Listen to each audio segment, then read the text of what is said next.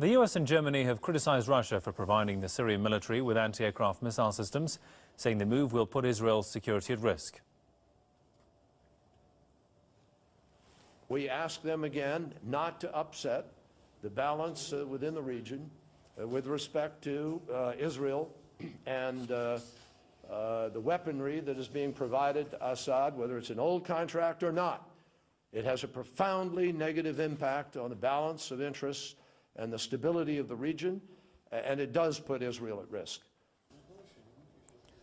Kerry made the comments in a joint press conference with German Foreign Minister Guido Westerwelle in Washington. The German Foreign Minister also warned Moscow against sending weaponry to Syria, saying the move could hinder the upcoming Geneva II talks on the situation in Syria.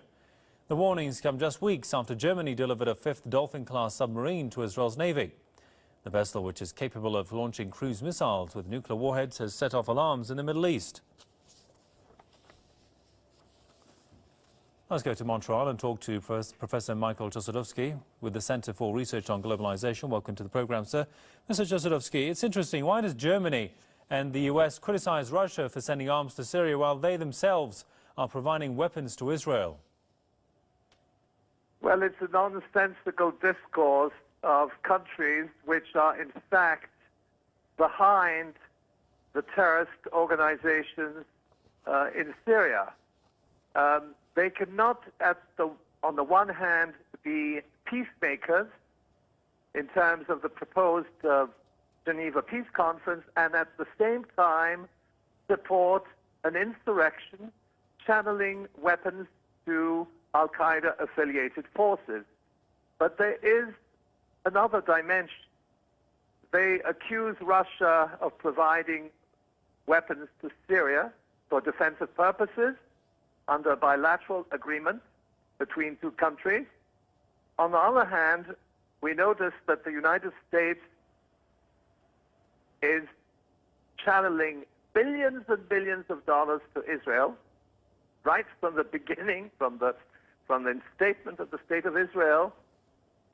Germany is on record of providing German-made submarines which are tooled with Israeli nuclear warheads. In other words, it is in fact in violation not only of the non-proliferation treaty, but it's also in violation of German law and violation of European law. Indeed. In providing weapons technology in support of nuclear weapons. Right, now, Mr. Czasodowski, but the question is that why is it that only Israel's security is so important and not the security of others in the region? Well, this, of course, is the expression of double standards. Syria is not a threat to countries in the Middle East. But if we look at Israel and we look at its history, it has waged wars against several of its neighboring countries, including, well, certainly including Lebanon, Syria, and Egypt in the course of recent history. And much of these operations have been, in effect, also supported by U.S. military aid. Israel receives billions and billions and billions of dollars of U.S. military aid. And I should also mention that other countries in the region, such as Qatar, Saudi Arabia, Turkey, are also recipients of U.S. military aid.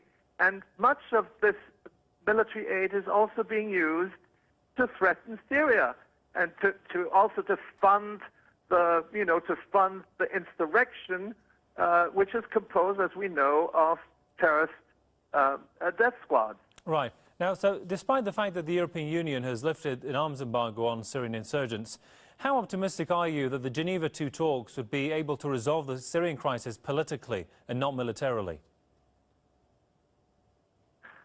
The United States and its allies are not seeking a peaceful solution to the Syrian crisis. If they were seeking a solution, they would disengage in terms of their support to al-Nusra, which is a terrorist organization, and it's not only a violation of international law, but it's also a violation of United States law, which classifies al-Nusra as a terrorist organization. And it's somewhat ironic that the U.S.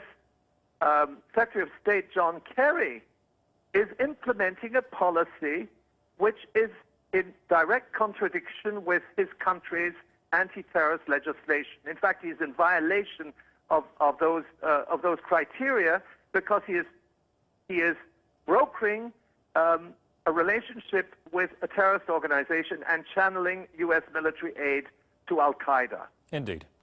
Well, on that note, we'll have to leave it there. Many thanks to Michael Tosadowski with the Centre for Research on Globalization from Montreal.